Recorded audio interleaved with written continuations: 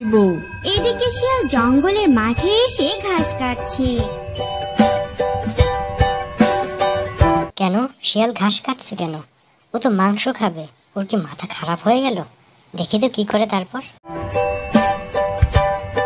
ওই পথ দিয়ে যাচ্ছিল এক দুষ্ট বাঘ।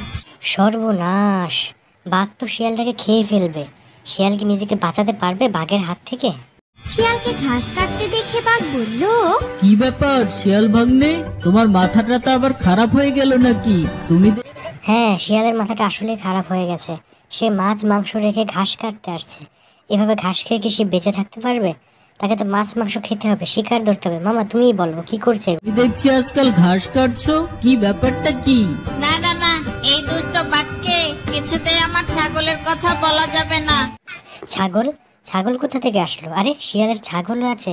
সে কত চালাক, নিজের ছাগল রেখে সে ছাগলের জন্য ঘাস কাটছে আর বাঘকে বলছে এই ঘাস সে নিজে খাবে, যেন বাঘ বুঝতে না পারে তার কাছে ছাগল আছে।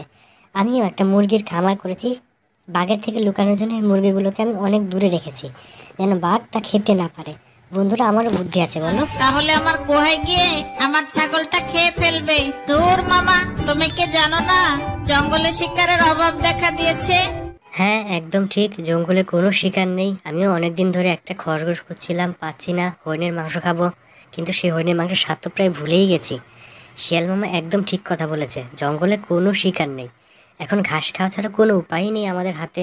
আজ কদিন ধরে একটা শিকারও ধরতে পারিনি, তাই সিদ্ধান্ত নিয়েছি এখন থেকে এই ঘাসগুলো কেটে আমার গুহায় নিয়ে যাব।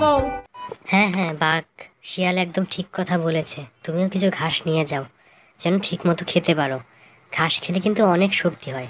এটা মাংস খাওয়ার পরিবর্তে খাওয়া যায়, খুবই ভালো উপাদান আছে এতে। তারপরে ঘাসগুলো রোদে শুকিয়ে মজা করে খাবো। ধুর ভাগ্নে, তোমার কথা শুনে তো আমার মেজাজটা একদম খারাপ হয়ে গেল। না না বাঘ মামা, তুমি রাগ করো না। আসলে শিয়ালের গায়ে তোমার মতো অত শক্তি নেই, সে এখন শিকার করতে পারে না, তাই সে ঘাস খাচ্ছে। তোমার গায়ে তো এখন অনেক শক্তি। যাও তুমি মাংস খেয়ে নাও, একটা শিকার ধরে আনো। আমরা হলাম মাংসাশী প্রাণী, আমরা ঘাস লতা পাতা খাবো নাকি? তুমি ঘাস লতা পাতাই খাও, আমি জঙ্গলে যাচ্ছি শিকার ধরতে। বোকা বাঘ কিছুই বুঝতে পারলো না, শিয়াল আর আমি মিলে ওকে বোকা বানালাম। হা হা হা। যাও বাঘ, তুমি জঙ্গলে যাও।